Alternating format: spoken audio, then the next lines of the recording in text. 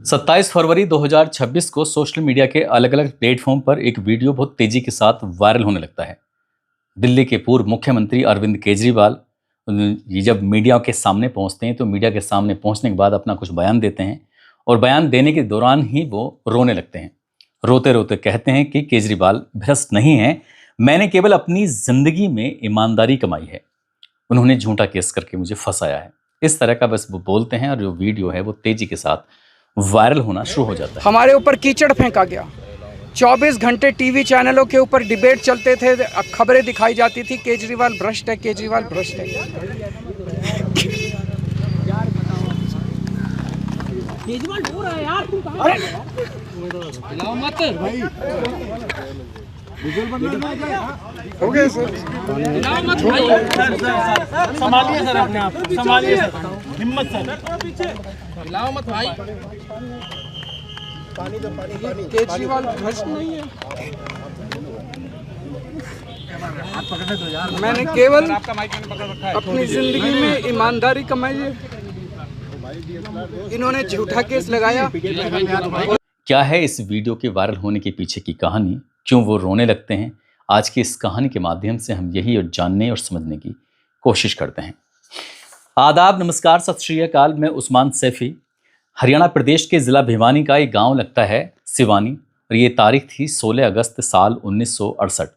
यहाँ electrical engineer के घर में एक लड़के का जन्म होता है जिसका नाम अरविंद केजरीवाल रखा जाता है। वो अलग अलग शहरों जैसे सोनीपत है, गाज़ियाबाद है, मथुरा है, इस तरह के शहरों में रहते हैं और जीवन जीते हैं। पढ़ने में शुरू से ही होशियार होते हैं। पढ़ने में होशियार होने के साथ साथ उन्होंने IIT खड़गपुर से मैकेनिकल इंजीनियरिंग में एडमिशन लिया और मैकेनिकल इंजीनियरिंग में एडमिशन लेने के दौरान ही दिमाग में ख्याल आया, क्यों ना UPSC का एग्ज़ाम दिया जाए, क्यों ना UPSC क्लियर की जाए। और वो इस UPSC के एग्ज़ाम को क्लियर कर देते हैं, सफलता प्राप्त कर लेते हैं और IRS यानी कि भारतीय राजस्व सेवा में वो चुन लिए जाते हैं और आयकर विभाग में अधिकारी बन जाते हैं। जब वो अधिकारी थे तब उन्होंने अपना एक NGO बनाया था और उस NGO का नाम रखते हैं परिवर्तन संस्था। उस परिवर्तन संस्था NGO के माध्यम से दिल्ली के ऐसे गरीब इलाकों में जाया करते थे जहां गरीबों को जैसे भोजन है या फिर राशन है या बिजली, इस पर वो उनकी जो टीम थी, उनकी जो NGO में काम करने वाले लोग थे, वो ज़मीनी स्तर पर काम कर रहे थे। इसी बीच में उनके दिमाग में ख्याल आता है, क्योंकि लगातार भ्रष्टाचार के मामले सामने आ रहे थे और इसी बीच में उन्होंने एक ऐसे कानून को लाने के लिए कमर कस ली, उन्होंने प्रदर्शन किए, उन्होंने पूरी मेहनत, पूरी ईमानदारी, पूरी शिद्दत से वो लग जाते हैं और 12 अक्टूबर 2005 को पूरे देश भर में एक कानून लागू हो जाता है। उस कानून का नाम होता है RTI यानी कि सूचना का अधिकार। इस कानून को लाने का सिर्फ एक ही मकसद था, ताकि जैसे सरकारी विभागों में जो ये भ्रष्टाचार फैला हुआ है, इस भ्रष्टाचार को जनता के सामने लाया जा सके और उसका पूरा का पूरा श्रेय जाता है IRS ऑफिसर अरविंद केजरीवाल को। अरविंद केजरीवाल का नाम दिन पर दिन बढ़ता चला जा रहा था और सरकारी कामकाज में जो पारदर्शिता लाने के लिए जब ये कानून आ जाता है तब ये लगातार घपले और घोटाले खुलने शुरू हो जाते हैं। लगातार घपले घोटाले खुल रहे थे और आते आते साल 2011 आ जाता है और 2011 में कांग्रेस की जो सरकार थी वो चारों तरफ से घोटालों से घिरनी शुरू हो जाती है। कांग्रेस की सरकार कुछ इस तरह से घोटालों से घिर रही थी कि मीडिया में आए दिन कभी 2 स्पेक्ट्रम घोटाला, तो कभी कोयला ब्लॉक आवंटन, कॉमनवेल्थ गेम घोटाला, अगस्ता वेस्टलैंड हेलीकॉप्टर घोटाला, आदर्श हाउसिंग सोसाइटी घोटाला, इस तरह के घोटालों की रोज अखबारों में खबर प्रकाशित होती थी। न्यूज़ चैनल पर लगातार ये खबरें चलती रहती थीं। पूरा देश इन घटनाओं के बारे में, इन घोटालों के बारे में जानने लग जाता है और गांधीवादी नेता अन्ना हजारे के साथ मिलकर दिल्ली के रामलीला मैदान में अरविंद केजरीवाल ने एक विशाल भ्रष्टाचार विरोधी आंदोलन शुरू किया। इसमें शायद ही देश का कोई ऐसा व्यक्ति रहा होगा जो इसके बारे में ना जानता हो और लाखों की संख्या में लोग ऐसे थे जो डंडा और झंडा उठाकर सीधा पहुंच जाते हैं दिल्ली के रामलीला मैदान में और सभी ने लोगों ने अपने अपने सर पर टोपी लगाई, मैं भी अन्ना हजारे हूं। इस तरह की था मामला और इन्होंने फिर एक नारा दिया। नारा कुछ इस तरह से होता है कि कीचड़ साफ करने के लिए कीचड़ में उतरना ही पड़ेगा। और 2 अक्टूबर साल 2012 को एक पार्टी का निर्माण किया जाता है और उस पार्टी का नाम रखा जाता है आम आदमी पार्टी। यानी कि ये आम लोगों की पार्टी है, हम आम लोगों के लिए काम करेंगे, आम जनता के लिए काम करेंगे। इस तरह का इन्होंने अपना काम करना शुरू कर देते हैं और 16 दिसंबर 2012 को दिल्ली का दक्षिणी दिल्ली मुनीरिका इलाके में एक ऐसी घटना घटती है जिसने पूरे देश भर को हिला कर रख दिया था।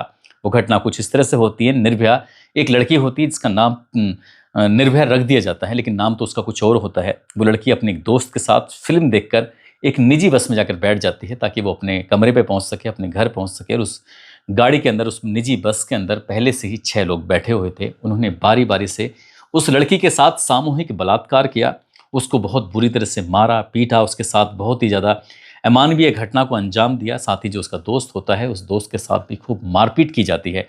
जब उनका दिल भर जाता है तो उस लड़की को फिर वो बस से फेंक देते हैं। और ये बात जब पूरे देश भर में मीडिया के माध्यम से पता चलती है तो लोगों को बड़ी हैरानी हो रही थी कि दिल्ली जैसे प्रदेश के अंदर इस तरह की घटना हो रही है तो गांव देहात का क्या हाल होगा। पूरे देश भर में न केवल बवाल होता है बल्कि लोग सड़कों पर उतरते हैं और विरोध प्रदर्शन करते हैं। और 29 दिसंबर 2012 को आखिरकार उस निर्भया नाम की जो लड़की होती है उसकी मौत हो जाती है। उसकी मौत होती है और फिर पूरे देश भर में एक नारा गूंजने लगता है। वो नारा होता है असुरक्षित दिल्ली, असुरक्षित भारत।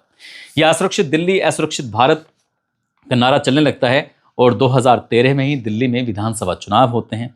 इन्होंने अपनी पार्टी का निर्माण कर दिया था। इस पार्टी का नाम आम आदमी पार्टी रखा जाता है। उम्मीद से भी कहीं ज़्यादा इनकी सीटें मिल जाती हैं।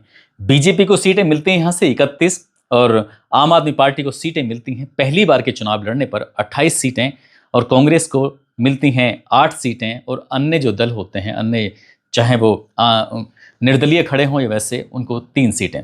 इस हिसाब से जो बहुमत ना होने के कारण भारतीय जनता पार्टी ने अपनी सरकार बनाने से साफ साफ इनकार कर दिया। लेकिन आम आदमी पार्टी को कांग्रेस का एक बाहरी समर्थन मिल जाता है और अरविंद केजरीवाल को पहली बार एक अधिकारी से हटकर और सीधा मौका मिल जाता है दिल्ली प्रदेश का मुख्यमंत्री बनने का। वो दिल्ली प्रदेश के मुख्यमंत्री इसलिए भी बन जाते हैं क्योंकि जनता में, आवाम में उनकी जो छवि बन जाती है बहुत ही ईमानदार व्यक्ति की बन जाती है। और ईमानदारी की ठसक के चलते वो अपना काम करना शुरू कर देते हैं। इसी बीच में लोकसभा का चुनाव भी आने वाला था साल 2014 में।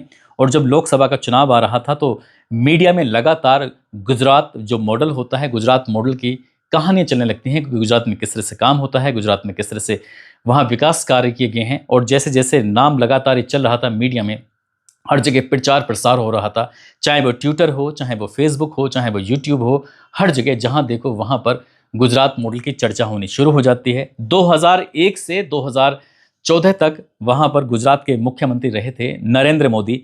और नरेंद्र मोदी से उम्मीदें बढ़ जाती हैं कि जैसे गुजरात का विकास हुआ है अब भारत का विकास वैसे ही होगा, क्योंकि भारत के जो प्रधानमंत्री उस वक्त में थे मनमोहन सिंह, उनको मनमोहन सिंह कम और मौन प्रधानमंत्री के रूप में जाए जानते थे, स्टैंप के रबर के रूप में जाए जानते थे कि जैसा सोनिया गांधी कहेंगी, जैसा राहुल गांधी कहेंगे, मनमोहन ठीक वैसा ही काम करेंगे।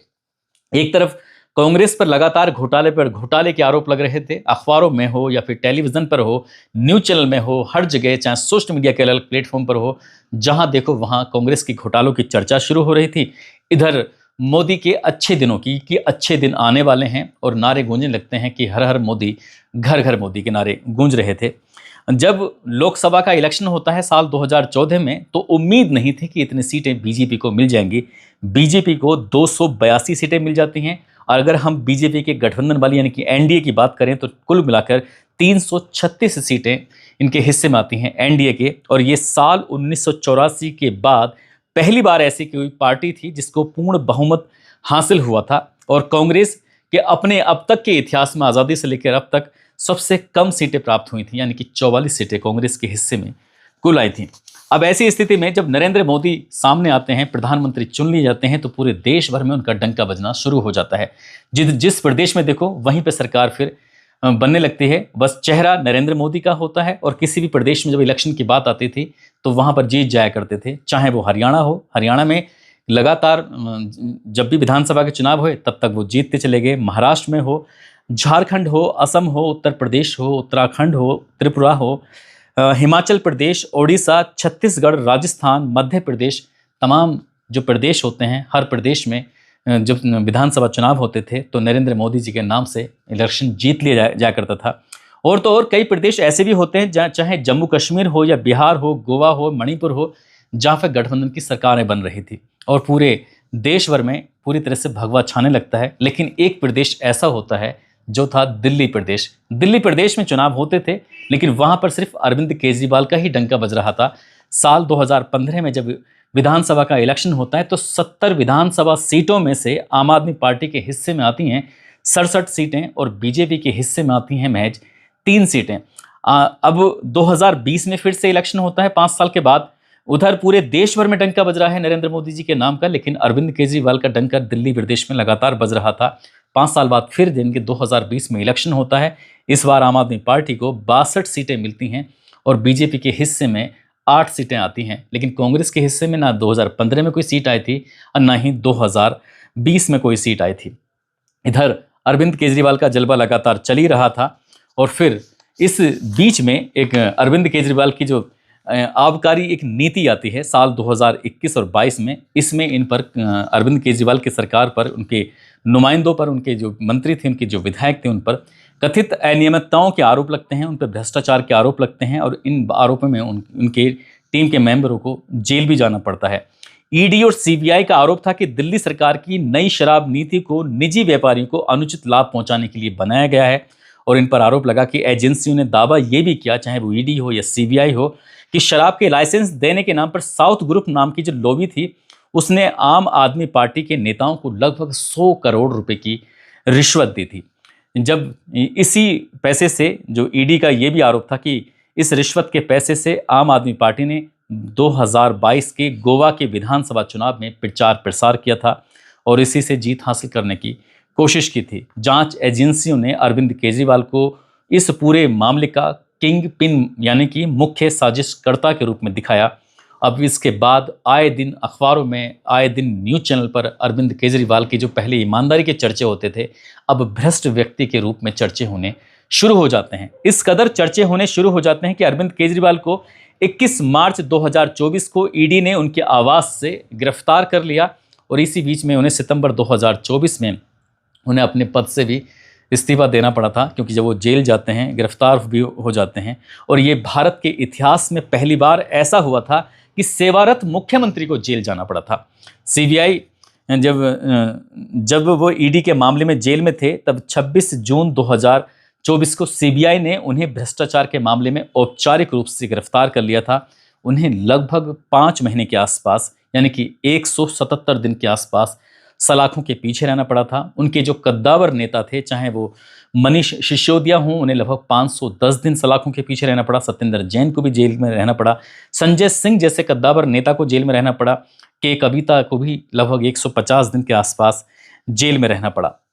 इस तरह से लगातार चल रहा था और चलते चलते इसी बीच में जब 2025 का विधानसभा चुनाव दिल्ली में आता है, तो अखबारों में लगातार ये खबरें प्रकाशित हो रही थी और खबरें प्रकाशित होने की वजह से शराब नीति घोटाले में अरविंद केजरीवाल हो, मनीष सिसोदिया हो या फिर इनके सत्येंद्र जैन, संजय सिंह, विनय नायर, इस तरह के नेताओं पर जब आरोप लगते हैं तो इनकी जो छवि थी, साथ ही शीश महल के कि ऐसा मकान, ऐसा महल बनाया है कि इनमें सुख सुविधाएं, ये वो जब चल रहा था, तो लगातार फिर जनता का जो विश्वास था वो कहीं ना कहीं टूटने लगता है कि हमने तो एक ईमानदार व्यक्ति को चुना था और ईमानदार व्यक्ति इतना बड़ा भ्रष्टाचारी कैसे हो सकता है, इतना घपले घोटाले कैसे कर सकता है। लोगों का विश्वास कम हुआ। साथ ही मध्यम वर्ग ने जो इन्हें ये सोचने लगे कि जिस प्रदेश में उसी, जैसे कि केंद्र में बीजेपी की सरकार है और प्रदेश में भी बीजेपी की सरकार होगी, तो डबल इंजन की सरकार होगी। डबल इंजन की सरकार होगी तो फिर काम अच्छे होने लगेंगे। लगातार मुख्यमंत्री अरविंद केजरीवाल को 10 साल रहते हुए हो गए हैं और 10 साल में भी बहुत ज़्यादा कुछ हुआ नहीं है। इस तरह की जब बातें होने लगती हैं, चाहे वो जल भराव की बात हो, चाहे वो जर्जर सड़कों की बात हो, चाहे वो प्रदूषित यमुना की बात हो या फिर कूड़े के बड़े ढेर की बात हो, हर जगह बस इन्हीं बात की चर्चा होने लगती है। और 10 साल तक रहते हुए भी ये इस मामले में कुछ ज़्यादा ठोस कदम उठा नहीं पाते। और इसी बीच में कांग्रेस ने भी चाहा था कि अरविंद केजरीवाल से 2025 में गठबंधन हो जाए। गठबंधन हो जाएगा तो शायद कुछ सीटें हासिल हो जाएंगी, लेकिन इन्होंने गठबंधन किया नहीं और इसका फ़ायदा सीधे सीधे बीजेपी को मिल जाता है। बीजेपी को फ़ायदा मिल जाता है। 2025 के जो विधानसभा का परिणाम आज सामने आता है तो बीजेपी को 48 सीटें मिल जाती हैं और आम आदमी पार्टी के हिस्से में महज 22 सीटें रह जाती हैं। यानी कि 26 साल से जो एकदम सूखे जैसी स्थिति में थी दिल्ली प्रदेश में, पूरे भारतवर्ष में तो बीजेपी का डंका बज रहा था, लेकिन दिल्ली प्रदेश में सीधे सीधे 26 साल के बाद मौका मिलता है और कमल खिल जाता है। कमल खिल जाता है तो इसके बाद फिर ये अरविंद केजरीवाल का जो मामला होता है वो 27 फरवरी 2026 को दिल्ली के राउज एवेन्यू कोर्ट ने इस मामले में इन्हें बड़ी राहत दी। जो शराब नीति घोटाला था उसमें वो कहते हैं कि कोर्ट ने अरविंद केजरीवाल, मनीष सिसोदिया सहित 21 ऐसे आरोपियों को इस मामले से बरी कर दिया। जज ने कहा कि शराब नीति में कोई आपराधिक साजिश या इरादा नहीं पाया गया और सीबीआई के आरोप तथ्यहीन थे। जांच पर सवाल भी उठाए। अदालत ने जांच एजेंसियों की कार्यप्रणाली पर सवाल उठाए और ठोस सबूतों के अभाव में इस केस को चलाने से इनकार कर दिया। इधर तो इनकार कर दिया, लेकिन सरकार चली गई और सरकार को वापस लाने के लिए दिल्ली प्रदेश में कितनी कोशिशें हुई, लेकिन वो कोशिशें नाकाम हो जाती है। जब 27 फरवरी 2026 को अरविंद केजरीवाल पर ये जो आरोप लगे थे उन्हें बाइज्जत बरी कर दिया जाता है, तब वो बाहर निकलते हैं और अपनी बात रखते हैं और बात रखते हुए फिर वो रोना शुरू कर देते हैं। जब उनकी आंखों से आंसू निकल रहे थे तब केजरीवाल कह रहे थे कि केजरीवाल भ्रष्ट नहीं है, मैंने केवल अपनी ज़िंदगी में ईमानदारी कमाई है, इन्होंने मुझे झूठा केस में फंसाया है। इस तरह की बात थी। लेकिन अब अगर वो कितनी भी सफाई दें, कुछ भी करें, ऐसा कहने वाले कहते हैं कि अरविंद केजरीवाल पर जो ये आरोप लगे थे या ये जो ईडी और सीबीआई की जो छापेमारी हुई थी, शायद सत्ता से बाहर करने की ही कोई साजिश थी या नहीं थी, ये तो खैर कोई बताने वाली बात नहीं है, आप सहज ही अंदाज़ा लगा सकते हैं। दोस्तों, इस पूरे कहानी को सुनाने का उद्देश्य, इस पूरी बातों को सुनाने का उद्देश्य किसी को परेशान करना नहीं है, किसी का दिल दुखाना नहीं है, बल्कि आपको जागरूक करना है, आपको सचेत करना है। और जाते जाते छत्तीसगढ़ के रहने वाले कुलदीप विश्वकर्मा हैं, निर्देश शर्मा, रविंद्र बाबा, आज इनका जन्मदिन है। इनको जन्मदिन की ढेरों सारी शुभकामनाएं, बहुत बहुत मुबारकबाद। और फुरकान अलवी हैं, उनकी पत्नी अहलिया हैं, जिनका नाम नगमा है। आज इनकी शादी की सालगिरह है। इनको शादी की सालगिरह की बहुत बहुत शुभकामनाएं, बहुत बहुत मुबारकबाद। और कुछ लोगों ने नाम लेने की अपील की है, जिसमें अस्मा नाज, शहबाज गुलजार, अमित गांधी, निर्मल कुमार, कय्यूम खान, विनीता गुज्जर, फरजाना सिद्दीकी, कपिल कुमार, जयपाल चौधरी, मोहन चंद अग्रवाल, शिव यादव, दानिश आजमी, प्रीति उपाध्याय, संजय चौधरी, भानु राजपूत, अमजद सिद्दीकी, तालिब पासा, इस्माइल पठान, अजय कुमार। आप सब लोग अपना ख्याल रखें, सुरक्षित रहें। जय हिंद, जय भारत।